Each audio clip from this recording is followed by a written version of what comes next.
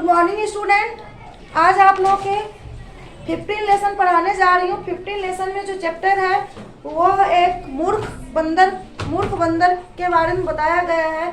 और कहानी का जो हेडिंग है मीन्स चैप्टर का जो नाम है वो है उपदेशो मूर्खा नाम निरर्थक। मीन्स उपदेश जो है वो मूर्ख व्यक्ति के लिए एक मूर्ख व्यक्ति को देना निरर्थक है। निरर्थक का मतलब होता है बेकार है।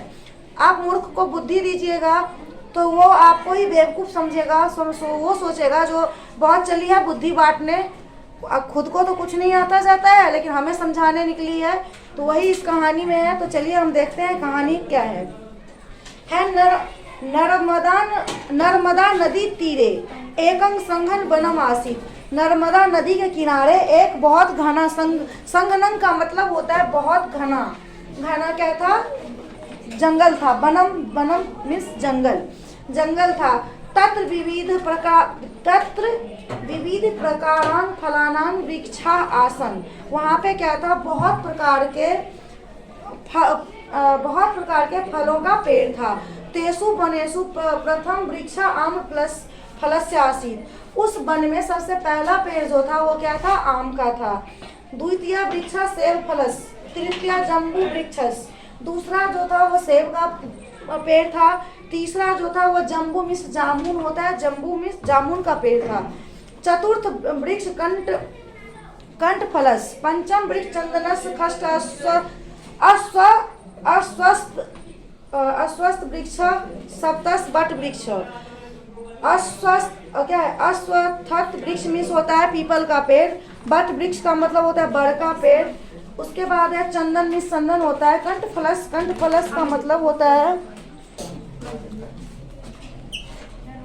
और कंठ फलस का मतलब होता है कटहल का पेड़।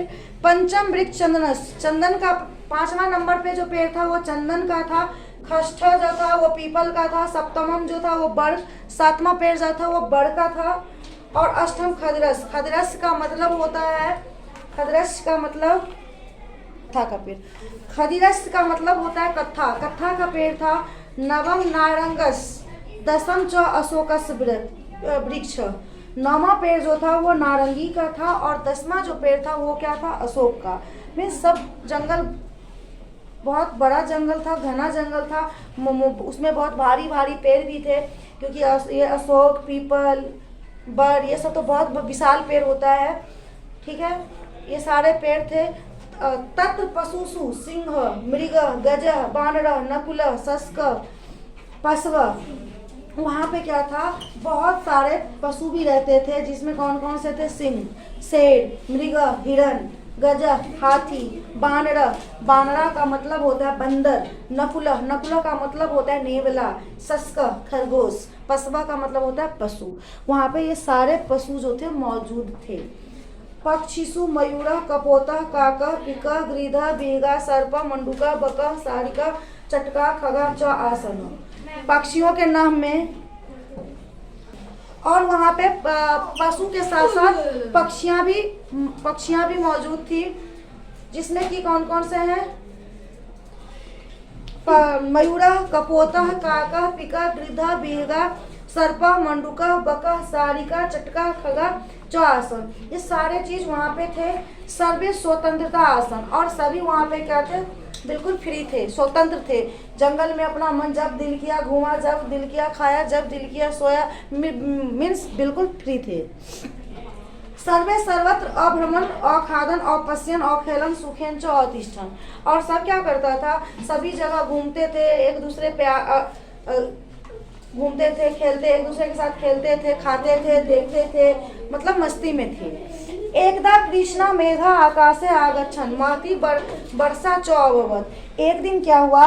कृष्णा मेघा, काले काले बादल छाए और क्या हुआ?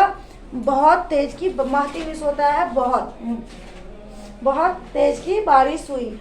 अति बेगेन सह पवना अचलत। और बहुत अति बेगेन, अति मिस होता है बहुत, बेग मिस होता है बहुत, फोर्स के साथ हवा चल रही थी। मीन्स आंधी जिसे बोलते हो। और आंधी भी चल रही थी।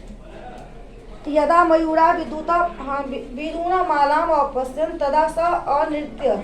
जब यह सब चीज मोर देखा तो वो क्या किया, नाचने लगा। क्योंकि मोर क्या करते हैं, जब भी बारिश की मौसम होती है तो मोर नाचते हैं।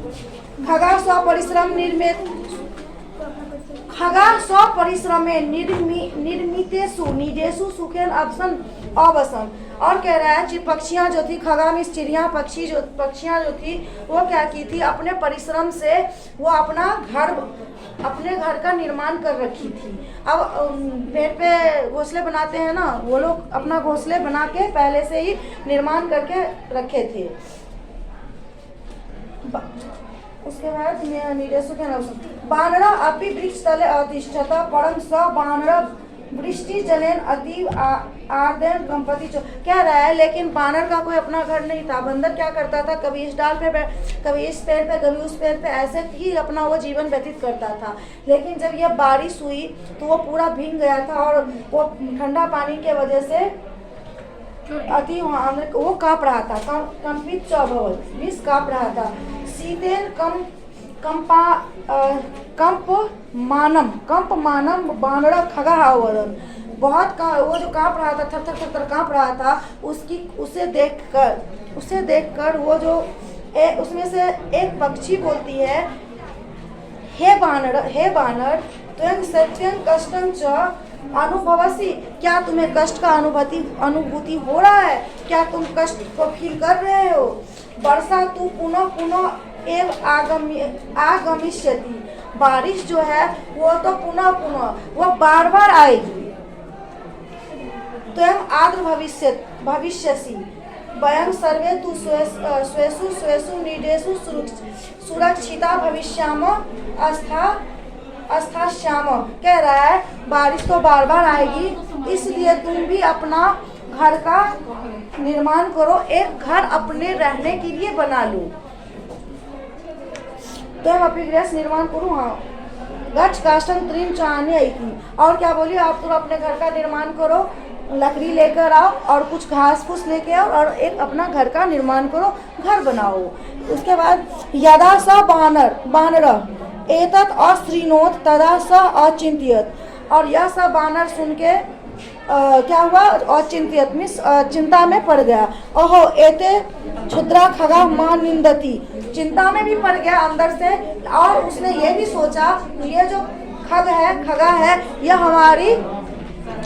हमारी निंदा कर रही है। यह मतलब हमारी शिकायत, हमारी क्या कहते हैं उसको, नहीं, एक दूसरे को बुरा, यह हमारी निंदा से, बुराई से कह रही है, जो कि तुम घर बना लो। अतः मूर्खा बानर क्रुद्ध अभवत। और वह मूर्ख बानर जो था वो क्या हुआ, क्रुद्ध मीन्स होता है गुस्सा हो गया, बिल्कुल क्रोधित हो गया, गुस्सा हो गया। सह मूर्ख बानर खगानां निडानि वृक्षात् अध अपातयन् खगाना निडे स तेषां अंडानि अपि नष्टानि अभवन्। उसने क्या किया, गुस्सा होके, क्रोध में आके उसने चिड़िया के घोंसले को क्या किया, तोड़ दिया, गिरा दिया।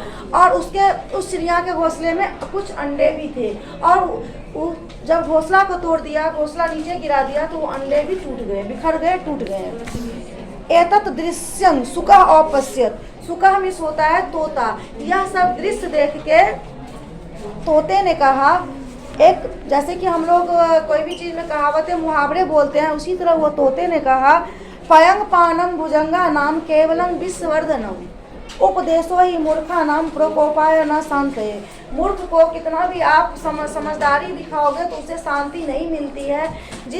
जैसे कि हम सांप को कितना भी दूध पिलाएंगे, कुछ भी करेंगे, लेकिन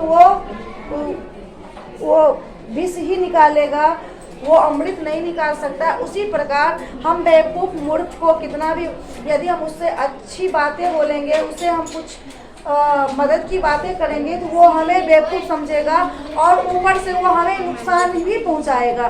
चिड़िया बेचारी बोली तो उसे क्या मिला, उसका घर भी गया और उसके जो अंडे थे वो भी गया। इसीलिए कहा गया है, जो उपदेशो मूर्खा नाम निरर्थक। मूर्ख को उपदेश नहीं देना चाहिए। मूर्ख के लिए उपदेश देना एक निरर्थक, मतलब एक बेकार है, बेकार बातें हैं। मूर्ख को कभी भी बुद्धि नहीं देना चाहिए, उसे अपने हालात पर छोड़ देना चाहिए। इस कहानी का यही मोरल है, यही इसका महत्व है, जो उपदेश को क्या मूर्ख को कभी भी उपदेश नहीं देना चाहिए। जिस प्रकार बंदर को चिड़िया उपदेश दी जो तुम अपना घर बना लो, तो वो उठा, चिड़िया के घर अंडा सब तोड़ ताड़ के रख दिया। तो चलिए, थैंक यू। आप लोग इस चैप्टर को रीड कीजिएगा, बाकी नेक्स्ट क्लास में क्वेश्चन आंसर जो भी है वो पढ़ाऊंगी। Thank you.